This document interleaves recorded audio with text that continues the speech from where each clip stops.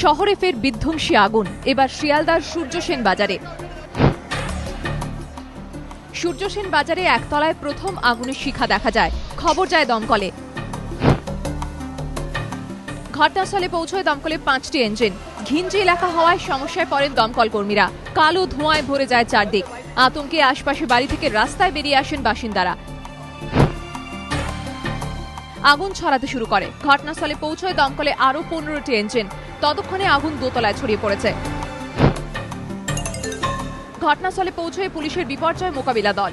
পৌঁছয় দমকলের আরো 5টি ইঞ্জিন। দোতলার জানলা ভেঙে আগুন নিয়ন্ত্রণে আনার চেষ্টা দমকলের। উদ্ধার হয় একটি দেহ। বেশ কয়েকজনকে উদ্ধার করে নিয়ে যাওয়া হয় কলকাতা মেডিকেল কলেজ হাসপাতাল ও নীলরতন সরকার মেডিকেল কলেজ হাসপাতালে। উদ্ধার আরো বেশ কয়েকজনের দেহ। বাজারের ভেতরে আটকে থাকা আরো কয়েকজনকে উদ্ধার।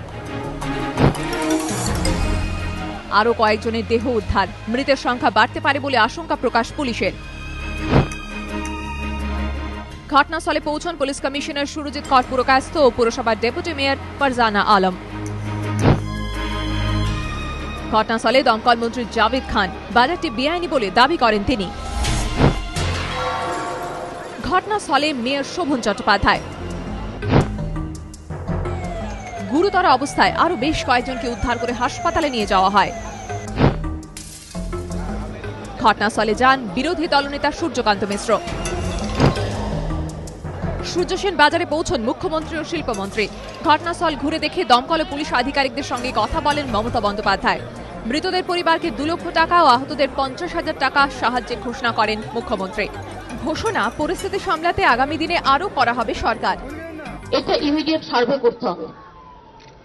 আগেরবারে সার্ভে করেও যারা অ্যাকশন নেয়নি তাদের 3 মাস টাইম দেওয়া হবে যে আপনারা বাড়ি আর প্লাস্টিকের গোডাউন আর একসাথে থাকা, কাগজের বিজনেস আর একসাথে থাকা, এই দুটোকে একটু আলাদা করতে হবে। কলকাতা মেডিকেল কলেজে মুখ্যমন্ত্রী। কলকাতা পুলিশের মর্গে যান মুখ্যমন্ত্রী।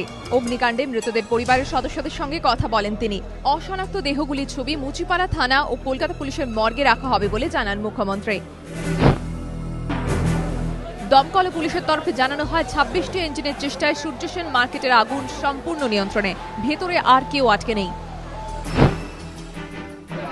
সূর্যসেন বাজারের রাজ্যপাল এম.কে. নারায়ণন। তিনিও পুলিশ আধিকারিক ও ব্যবসায়ীদের সঙ্গে কথা বলেন। কলকাতা মেডিকেল কলেজ হাসপাতাল ও নীলরতন সরকার হাসপাতালেও যান রাজ্যপাল। It's a tremendous loss, very unfortunate loss of lives.